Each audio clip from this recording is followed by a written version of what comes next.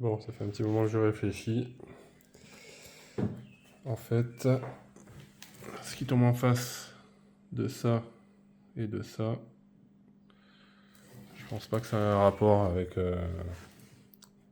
ce qui peut faire sauter les vitesses. Donc voilà, il y a donc ça.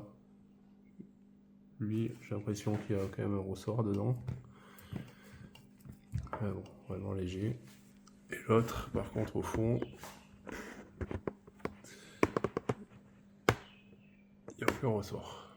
Le truc il sort tout seul quand on le penche. Hop, ça coulisse très bien. Je peux le repousser. Il n'y a pas de ressort derrière.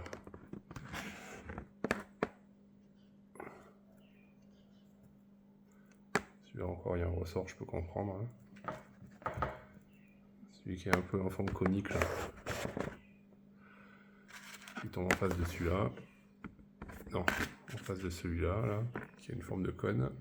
Voilà. Celui-là encore.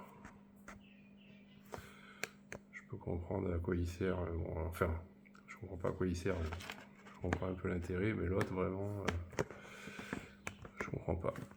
L'autre il tombe en face de ça. Donc quand c'est point mort, c'est comme ça. Les vitesses devant, les vitesses derrière.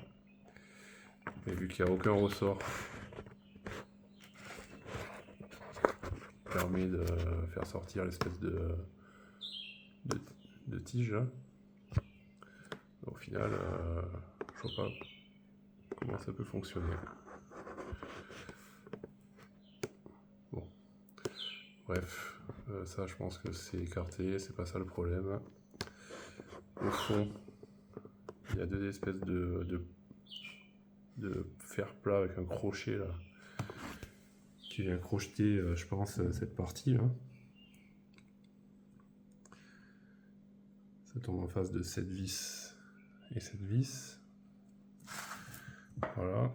En fait, ça, c'est ce qui permet de tenir l'étage enclenché.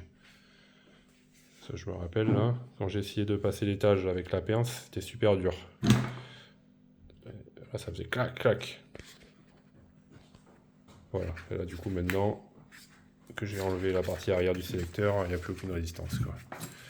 Donc voilà. Donc là-dessus, c'est sûr qu'il n'y a pas de doute. Hein.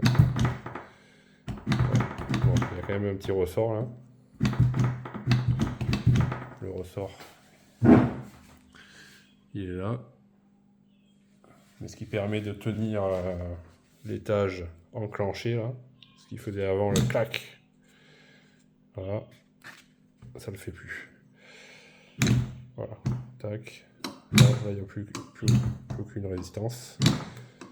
Donc ce qui permet de tenir l'étage enclenché, c'est vraiment les deux trucs au fond là. Il n'y a pas de doute, c'est les deux trucs au fond là-bas. C'est ça qui permet de tenir soit les 4 premières vitesses, soit à 5 à 8. Voilà, les deux pièces là. Voilà, ça au moins, déjà j'ai compris ça. Par contre, bon, à la base, moi, j'ai démonté ça pour savoir pourquoi les vitesses sautaient. Mais ce que je viens de me rendre compte, c'est que même une fois que ça c'est démonté, là, tac, les vitesses devant, c'est bien dur, ça cale bien. Voilà, par contre, les vitesses derrière, il n'y a pas la même résistance. Voilà. Donc là, je pense que du coup, les vitesses qui sautent, ça peut que venir d'ici. C'est cette pièce. Je vois rien d'autre. Ici, il n'y a rien.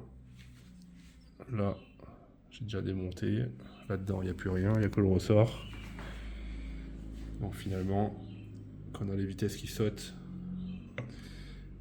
par élimination, ça peut être que cette pièce. Voilà. Je vais essayer de la démonter.